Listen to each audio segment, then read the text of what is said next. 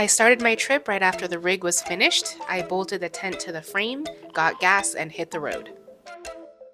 But first, hydrate, so I used trace minerals and lemon juice for my water in my big old corksicle, then proceeded on my first leg to Coeur d'Alene from Boise, which was approximately a 7-hour trip.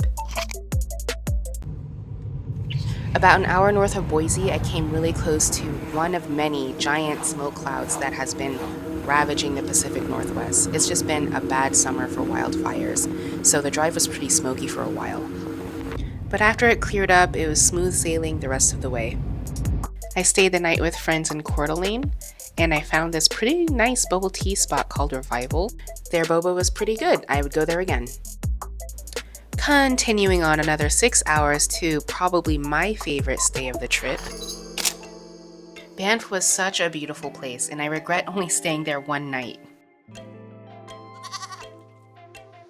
If you're going out of your way to stay here, I'd say 3 days, 2 nights minimum. There is just too much to do and see. I wanted to get there as early as possible so that I could ops check my tent while there was still sunlight. This is the very first time I had taken it anywhere. It's the first time I had slept in it, and I've not even looked inside of the tent until this trip.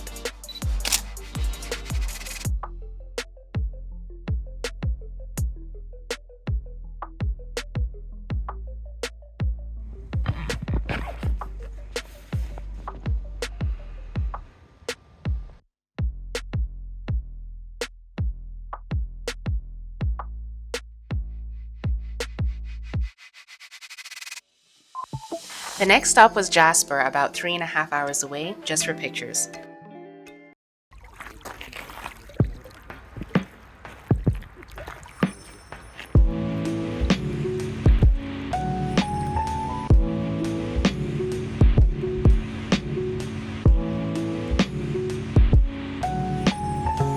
I can definitely see why this was a recommended stop. It was another 4 hours from Jasper to Grand Prairie, where I spent the night. I stayed at this RV camp that was really nice, and I apologize I forgot the name of it. Alright friends, this is a part of the trip that I am not excited to recount. Approximately a 12-hour drive from Grand Prairie to Watson Lake. I stayed in another RV camp, which was nice. It was clean, the bathroom was serviceable, and it was well lit, so there's no complaints about the RV camp. However, I was woken up at 4 in the morning in the pitch black by a woman screaming her head off, and in a completely stomach churning way. Like, you don't scream like that unless it's life or limb on the line here.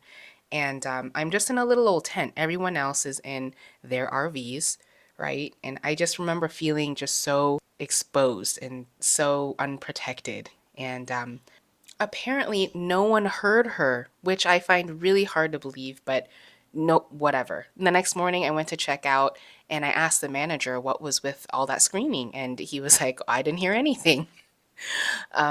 Which is crazy. I did record part of it because after a minute of listening to this screaming, I felt like I was witness to something that's about to go down. I'm not going to add the clip here. That's not what this channel is about. Needless to say, that night set the tone for the rest of the trip, and I just did not feel comfortable camping out anywhere else after that. Thank goodness I only had one more night, but I was just pretty upset at how it tainted all the other campsites after that one for me. Anyways, here's some footage of Signpost Forest. I'm sorry I didn't get out of the car and look at this whole thing in its entirety, but I just wanted to leave.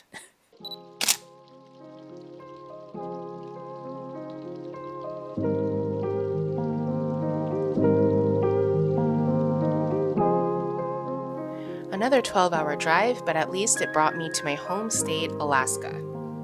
I stayed at the Sourdough Campground in Tok. It was pretty decent. And there's boba in Tok.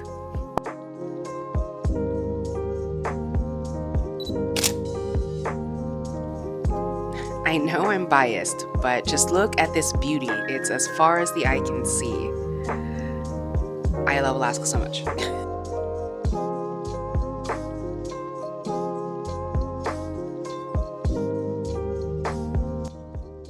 And at long last, after 47 hours of driving, I made it home.